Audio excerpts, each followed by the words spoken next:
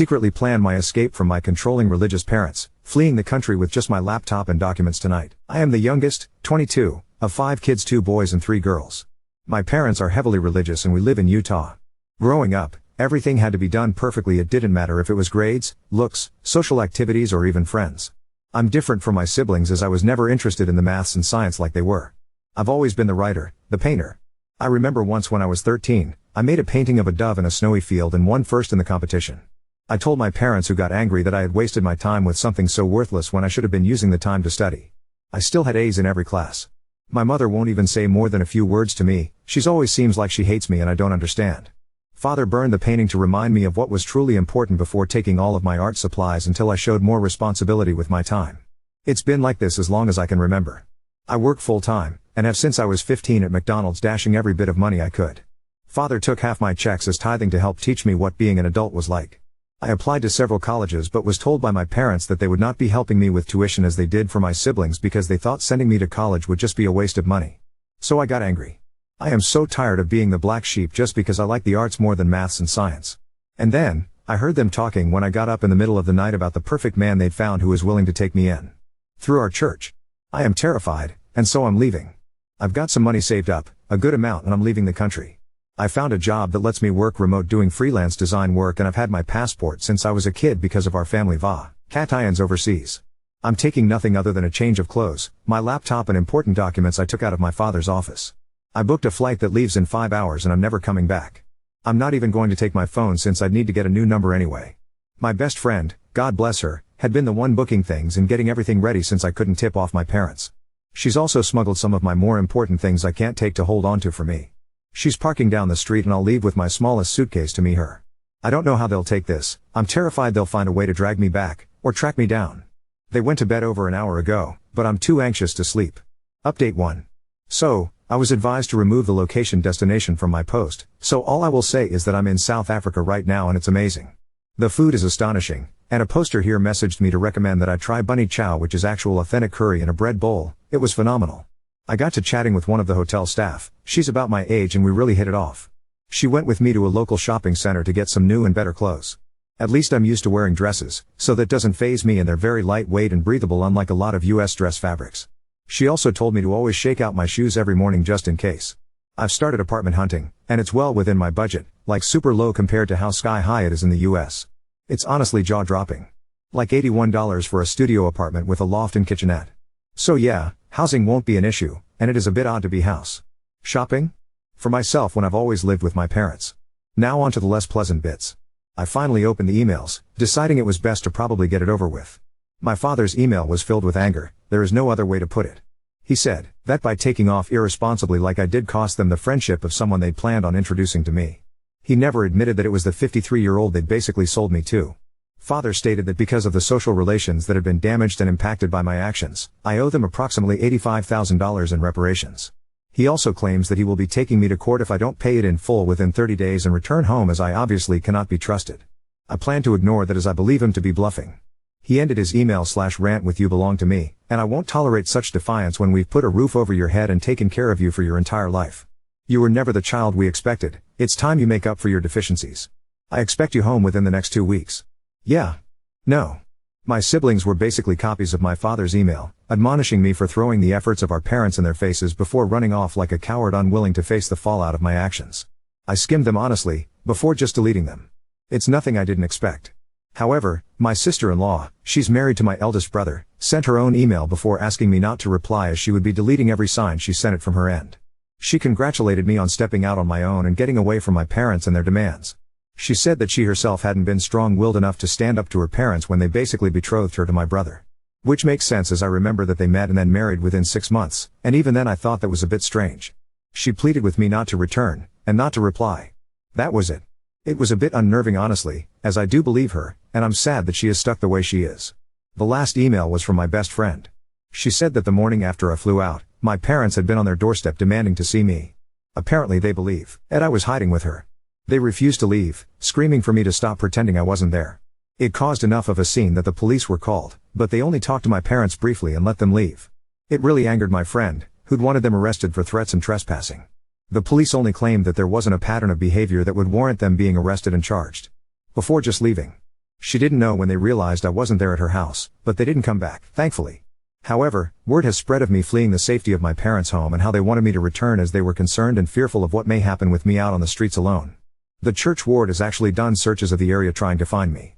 I don't know what they'll do from here, but they have no idea I left the country, let alone the state. My friend has no plans to say anything, and neither do I. As far as I'm concerned right now, they can live with that state of wondering for the rest of eternity. I don't think I will renounce my US citizenship, as there may come a day when I need it and it's better to be safe than sorry. But I have full plans to gain dual citizenship as soon as I am able to. Update 2. I thought with all the comments and questions I thought I'd answer here and explain what's happened since my last post. Ironically, my use of maths instead of just math comes from my mother, who is British and met my father in England when they were 22. So I do come by it naturally, and my siblings say it that way as well. I thank you for drawing my attention to the TT videos broadcasting my story, though why they changed the name I don't know. I did report them, but we'll have to see if they ever pull the videos down or at least edit them. Second is people questioning why I chose South Africa and Johannesburg of all places because of how dangerous it can be. I do understand the risks, but there is nowhere on this planet that is inherently danger-free. Africa is massive and incredibly diverse, finding someone would be very difficult, and because those videos got so much attention I have left Johannesburg sadly. I'm very far though, obviously still in Africa. The area I'm in now is incredibly safe, and came highly recommended by several people. Settling here will be very comfortable and the people are wonderful. I may even attend the university here and get a degree.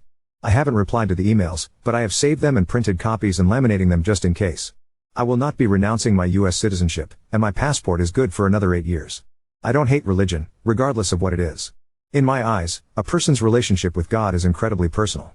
If a person connects with him via camping, or walks, long drives, listening to music, acts of service, that's their choice, and it's just as valid in my opinion as sitting in a pew is. Possibly more, as they're honest with themselves instead of just putting on a false facade for the public eye. I plan on ignoring any further emails from my family, other than printing them out just in case. They've made several phone calls to my friend who's had fun with them. The first time your father called yelling that I hand you over, I pretended to be cowed and gave him your location. It took him to a strip club. He came back screaming at how I had embarrassed him. I just hung up on him honestly. She did that each time they called, giving a different location each time. Her favorite was sending my parents to a nudist retreat. My mother passed out apparently. My friend is looking to move and eventually plans to join me, but will jump around a bit so that they don't follow her to me. I did finally read my uncle's email, but it was just a copy of my father's with the added comment that he and his fellow cops would be looking for me to bring me home safe before I got myself in trouble and hurt. I'm watchful, and I know better than to wander into dark alleyways and abandoned places. That's all I've got for now. If anything changes, I'll let you all know. It's heartwarming seeing and reading how many people are on my side and in my corner. Update 3. Hello everyone. It's been a while since my last update, and a few things have happened that I was told by my friend that I needed to share since everyone was still clearly rooting for me. I have settled in a bit here, and am now enjoying the fun of paperwork. Oh, so much paperwork. I have secured an apartment, and while it's 2 bedrooms, one is for my friend when she comes to join me. I've made a few acquaintances here locally and am beginning to stand on my own a bit. My biggest challenge has been dealing with feeling uncomfortable because I don't know all of those unspoken rules the way I did in the US. As such, I'm constantly second-guessing myself, but hopefully that will fade with time. So, family. My family has learned I left the state. How they did, I'm not sure. They do, however, seem convinced that I am still in the continental US. My friend works as a cartoonist, and while she doesn't make a large amount of money, she makes more than enough to live comfortably. She's getting ready to leave herself and decided to send my parents a farewell gift. She didn't tell me about this until just a little bit ago. She spent a few hours carefully drawing my parents as they visited each location she sent them to, including their reactions, and all scenes were ended with the phrase "Abbott, Abbott, Abbott, that's all folks." Sadly, while I've never seen Looney Tunes, as she named it, she said she portrayed my dad as similar to a coyote? I'm still not 100% sure what that means, but she said everyone else would. Before then ordering me to watch it. Maybe one day. She should be joining me around October 9th, after country hopping several times. All the things she hasn't sold are in a secured storage unit, including the things she's been holding for me. The biggest revelation came after my father. Well, he had a meltdown apparently after I never responded to him. He got into a fight with my mother in church, and many things were said. Among those, according to several, that my mother had cheated on my father, which, well, led to me. Which is why she never liked me, I guess, as I just reminded her of her mistakes. My father took her back in spite of that, but well, there it is. It caused a big stir in the ward, and meetings were held, though I obviously don't know what was said or done. I may never know, honestly. I am trying to move on and am even contemplating getting a tattoo. Part of me really wants to, while another points out that if I change enough and father finds me, he won't want me then. Update 4. Once my friend arrived, things got really hectic. She's been settling in well, and it has been a huge relief to have her here with me, as it gives me a sense of security that I didn't really have before. We've been taking time to build new routines, finding a new normal I guess that works for us both. It's been a challenge, but at the same time, everything has been so different one day to the next that it's kept the days from seeming boring or blurring together. One of the elderly neighbors I've been talking to a lot since I moved here has also invited the both of us to spend Christmas with her and her family. They're going to have a goat as the main meat, which is different, but I'm excited to try. It's odd to not see Christmas trees everywhere, but that's still a new thing, so it's not common here. But her granddaughter is teaching my friend and I some of the dances we'll be doing, as Christmas celebrations here are more like a festive party and gathering rather than a slow day spent with just gifts. It's odd, as even in my family we'd only ever be given 3 gifts. One for our body, one for the mind, and the last for the soul, to honor the Trinity according to my parents. Last year, I think I received a new Sunday dress, a set of physics textbooks and a new log journal for my scripture reading. After gift openings we'd each retreat to our rooms and remain there until dinner was ready, usually made by mother and myself.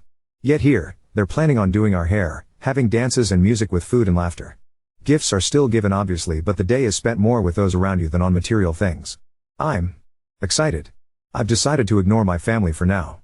I've gotten a lot of questions on why I didn't report them or confront them, and the answer is easy and may seem a bit childish, but the thought of facing them like that terrifies me. I don't want to be around them, talk to them or think about them. I'm genuinely scared that trying to bring justice will only drag me right back into the mess I ran from. I'm 22 and yet I'm terrified of my own family. So that's why I'm not doing anything to them. I just want to pretend, even if only for a bit, that my life isn't messed up and freakish, if that makes any sense at all. I don't know where I will be a year from now, but somehow, the thought doesn't worry me. I'm happy, genuinely happy, and excited to see where things will go from here. Thank you everyone. Really, I mean it. Looking back, it's mind-blowing how things have changed, and there is still so much I get to do. I know there are people here from all over the world. I'd love to hear your holiday traditions. I don't care if it's not Christmas, I just love to hear what you do this time of year and your traditions. I'm trying to figure out my new normal, and what I like, so I'd love any suggestions, be it food, music, dances, anything really. Now on to second story. Found out my colleague spreads lies about me and sits naked on my chair when I work from home, planning to catch him with a hidden camera. I, 35F, am a Moroccan living and working in the US. I work for a big corporation with worldwide locations. When I started working there was a colleague of mine, M37, who always made jokes about being in love with me, etc. I knew these weren't just jokes but his way of telling me he was interested. I don't shit where I eat, so I just ignored it. He then started calling me as Ahmed. I always corrected him and told him to call me by my name. I told him if he wouldn't stop I would call him Banana Nose. Listen, I don't know why I said that because his nose is normal, it's just something that came to my mind. He laughed it off but never called me that again. Since 2 months we have a new colleague, M36. I was working from home the first 2 days he started. When I met him he was very distant. Acted as if he doesn't like me. Don't get me wrong, I'm a very nice person, so for me this was weird, but I respected him and his space, so I didn't make an effort to see what was going on. Last week I discovered he made a huge mistake. I can't go into details about what because you would guess the corporation, but it was a big one. Even though he acted like a jerk to me, I didn't want him to get into trouble, so I stayed in the office with him until past midnight to solve the issue. And I never reported it. But then, when I got up to leave he asked me to wait because he wanted to talk to me.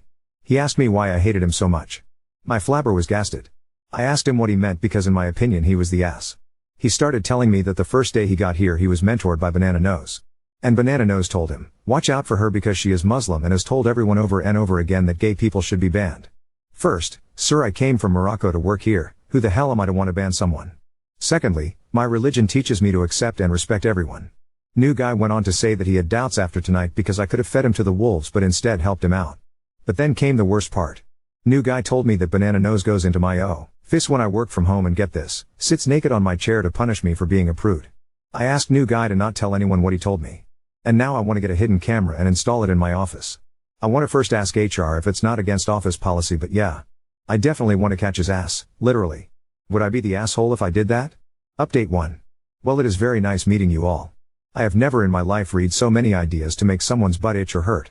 The things we can achieve if we just work together. I had to talk to HR. I requested an urgent meeting. I didn't tell them everything because I know what they would do. They would investigate and then come back with, it's just a rumor. Banana Nose is very loved and I don't want to put new guy in a bad place. So I told them I'm afraid someone might be sneaking in my office because all my stuff gets misplaced. Since I have a higher position at this company they took it real serious real fast. So my dear comfies. Camera is in its place. And I will be working from home the next couple of days. Update 2. Before I get to the update I would like to explain where my office is and how Banana Nose was able to do what he did. My office is at the end of the hall. The only room that's facing my office is a utility room/supply closet. We all have offices on the same floor. And with we I mean the members of our team. I know it might seem naive of me, but I never question new guy. I've never told him anything about how Banana Nose treats me and how he calls me a prude. So for him to make that leap seemed excessive. Now for the update. Today was my first day working from home since the cameras were placed. After working for a few hours I got a call from HR to come to work. My heart was beating so fast and I literally can't remember how I got there. The nerves were eating at me. I got to the HR department, which is one floor above us, and I noticed everyone staring at me. The head of the department was sitting in a room with a couple of other people. They started talking. I couldn't listen. Things like, we as a company blah blah blah. I stopped them and said I couldn't bear listening to a TED talk and I wanted to know what was going on. Last night when I already went home and the camera was installed for maybe an hour, Banana Nose entered my office. HR asked me if I wanted to see the video or if I just want them to explain what happened. As if it's a nature documentary. I told them I definitely wanted to see the video. I will first start by saying what I saw objectively. Banana Nose entered my office and the door behind him was still open. He looked over his shoulder and it looked like he was talking to someone while taking his pants off. Then, it happened. He sat on my chair butt-ass naked. He took some candy from my desk and started dancing on my chair, rubbing his butt in my chair's DNA. I got sick to my stomach. He then took my pens one by one and licked them. It looked like he was still talking. There was no sound. So I wasn't sure. Then the worst thing happened. 2 years ago I lost my 7-year-old niece to cancer. On my desk is a picture of her and I the last time we got to hug. So you can clearly see it's not only a child but a sick one. This evil man rubbed his penis all over my picture frame and laughed so hard. He took out his phone. Made a call and then left. I started crying like a baby. I feel violated. I feel used. I feel unsafe. HR guy was talking but I didn't hear anything. I saw myself in the reflection of the window and I stopped. Wiped away my tears and asked what the next steps are. HR said Banana Nose was asked to come in later and they would fire him on the spot. It seemed to me like they thought that was enough for me. I told them firing him is step 1. I wanted to know who he was talking to and demanded to see the security tapes for the hallway. You can't see into my office on these tapes, but I know for a fact you can see who is standing in the hall. HR accepted my request and asked security for the tapes. It takes some time but they expect to get it sometime tomorrow. For now I feel unsafe everywhere I go. When I got in my car all I could think about was, maybe he was in my car. Maybe he was in my home. I know that sounds crazy but, I feel crazy. Update 3. I don't know where to start. Forgive my brain giving up on me. It has been a lot. I have viewed the tapes and what I saw was, I don't know. It was clear he was talking to someone. I too thought it could be new guy. But it wasn't.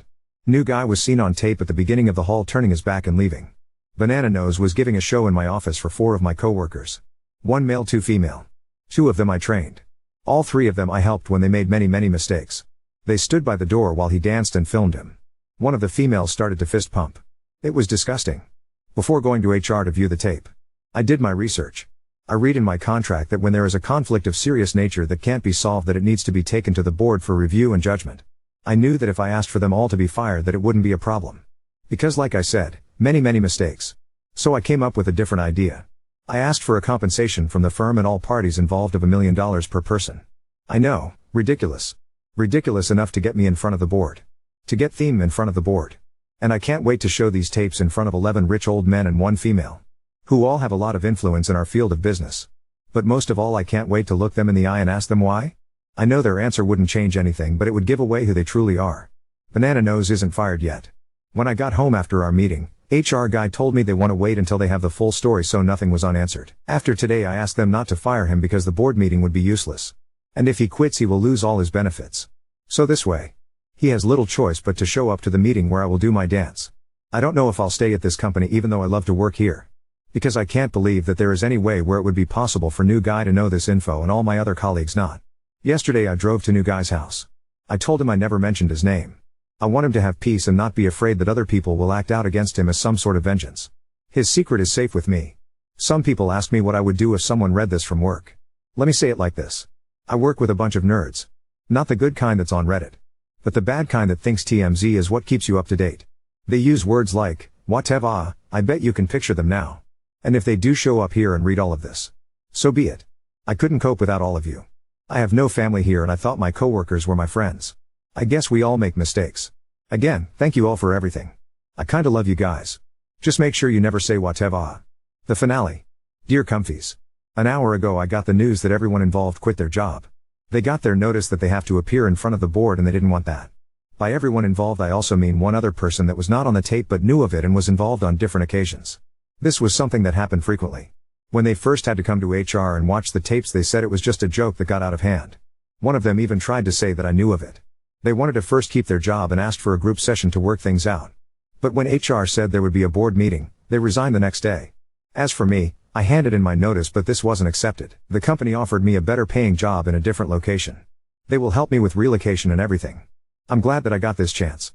Since I have a more senior position I need a well-rounded, trustworthy assistant. I asked for new guy.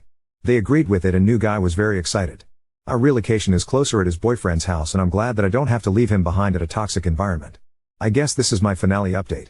I decided not to sue. I don't ever want to think about what he did ever again. And I don't want to put my energy towards this kind of toxicity. And I know one thing for certain. You get what you give.